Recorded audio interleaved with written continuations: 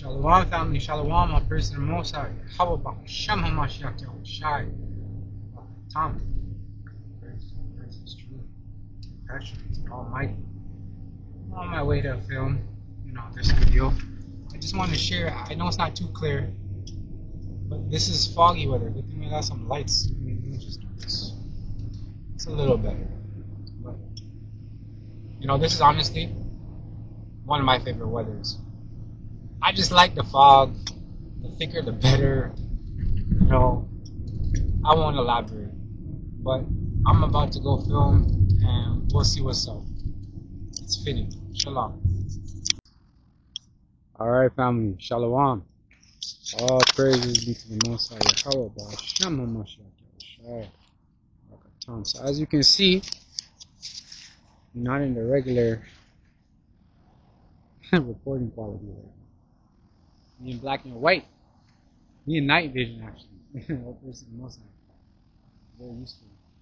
I'm gonna start off things like this, I didn't know this camera had night vision when I purchased it, but when I got it, when I was searching for it, I had the intention to make my life a little easier by recording videos like this.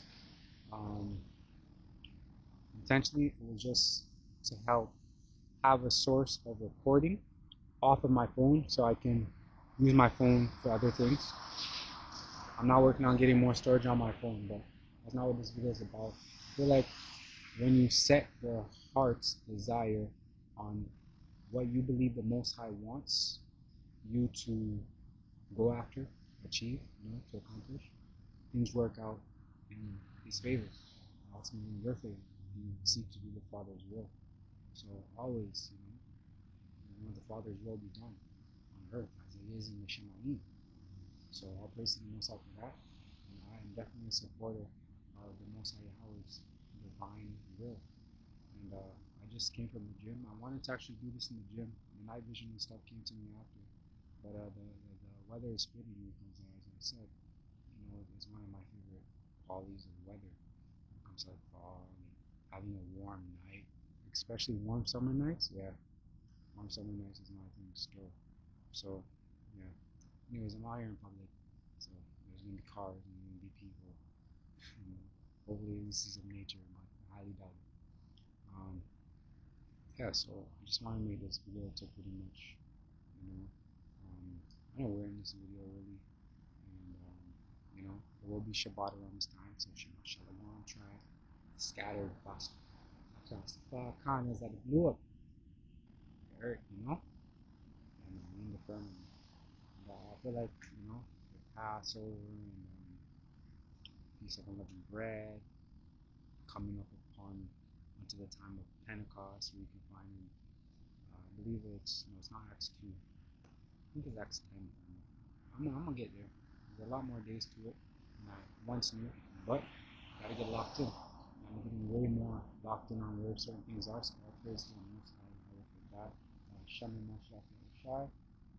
Yeah, it's just one of those times. But actually, I see something out there. Maybe there's someone walking the dog. Oh, it's deer. Oh, someone let me know that there's deer. There's 3 of them right now. First, I can only see 2. And then they just snag it. So let's see. I'll show you that real quick.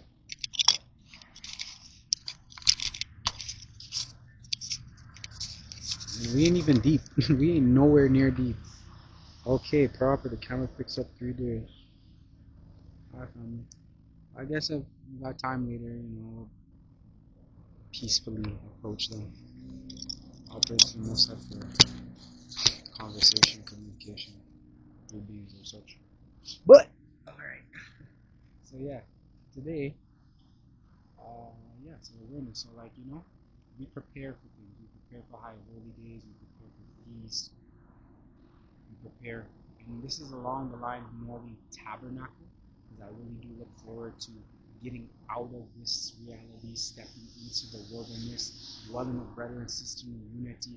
And that kind of environment and climate really allows you to see people's fruits and really allows people to examine their own fruits and my own fruits and just better shape you as a individual, a person, an Israelite, a servant of the Most High, and it's highly beneficial. And I always look forward to it every year.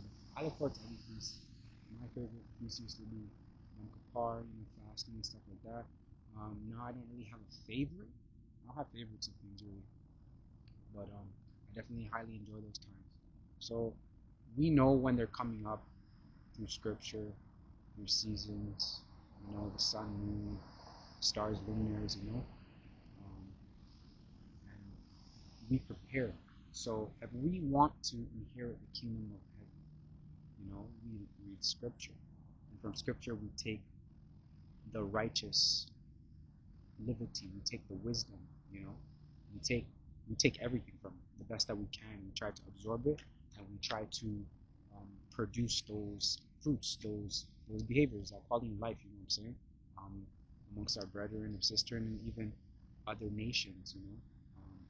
Battery's a little low, family. I'm just hoping it dies all as well. But I didn't intend for this to be a long video. I do want to see what those girls are saying on camera. That was kind of low, but I'm scared of dogs, stuff like that. But yeah, so we prepare. So I'm gonna kind of speed it up a little bit. But I feel like if we want to inherit the kingdom of heaven, that's what we strive to do. Yes, we got to learn the scriptures. Yes, we got to seek out the scriptures. Remember, exhort, admonish brethren and sister. Also, too, we have to, you know, doing that is getting physical. You know what I'm saying? That's getting out there. Corners and highways and byways, and just doing your everyday regular, but always keeping, abiding in the spirit, walking in the spirit, and we come encounter with certain things that the Most High wants us to encounter, and we must function and operate in the manner he makes known to us. And yeah, it's important. And also too, we gotta prepare. We gotta make ourselves useful. We gotta make ourselves a tool, because we are a tool. We're servants. If we're required to do something for the person we're pleasing within this world, we would make ourselves best fit in order to keep our job or keep a certain status or be portrayed a certain way. So when it comes to the Most High, He has expectations for us that He presents to us, and we should face them without fear. We're not given this spirit of fear, but love, peace, and a sound mind. So when it comes to being a tool, like if someone had to pick a tool, they'd want to pick the best tool that would help them out in their situation, which ultimately helps out a brethren in that situation. So they might want to be a multi-tool, just a hammer or just a screwdriver, because they come like equipped with much more, to making themselves much more useful. So I feel like on this walk we got to be the same way. So spring is here. There's people that already know how to garden, know how to build, know how to shoot arrows, know how to fire guns, know how to make fires, know how to make camps, know how to harvest herbs, bushes, and things like that. Know how to find bees, certain insects, animals, read the weather, build, I think I said building like houses and stuff, maybe mechanical work or fishing. There's so much things, but honestly, we want to at least have a little bit of that in us to make us more useful for ourselves if we're all alone, which is probably not the case, but to make ourselves useful for other people in our environment. We don't want to be quote unquote a burden. No one is ever really a burden. Just how to figure out how to empower them, or how to help them utilize their gifts, their ability, their skill, their talent. You know what I'm saying? We want to increase our talents, what we've been given. We don't want to bury it, to hear foolishness and speak foolishness out of our mouth, and hear just things no man wants to hear. I never knew you, depart from me. No, we don't want to hear that. We want to hear well done. And with things like that, scripture is important, applying scripture, and being aware of the times that we live in. We got to take heed to the signs. We know that we're getting closer to Jacob's trouble, closer to the day of judgment. Righteous and unrighteous judgment. And we got to prepare ourselves for it more. We're going to encounter a lot of things that we can't fathom, but it is in scripture, and we don't know when the Messiah will come. He'll come like a thief in the night. The Messiah himself doesn't know. Only the Father knows. You know what I'm saying? But when he gets that goal, he's gonna feel ready. He's gonna be ready. He's gonna get about that mercy seat. He's gonna mercy. What I'm saying is, in Jacob's trouble while we're going through it, we'll know that he's on the way, but we gotta go through for a period of time. And so Miku will be guided in judgment. But in those times, we gotta make ourselves useful as possible, and we gotta be a tool. I feel like Israel, as a bride, we are like a multi-belt, you know, a task belt. You got, you know, the body is equipped. You know? Some people are hands, some people are a leg. On the multi-tool, you know, some people are a flashlight, some people are a light. Um, I mean to say a knife, but yeah, it's deep, you know.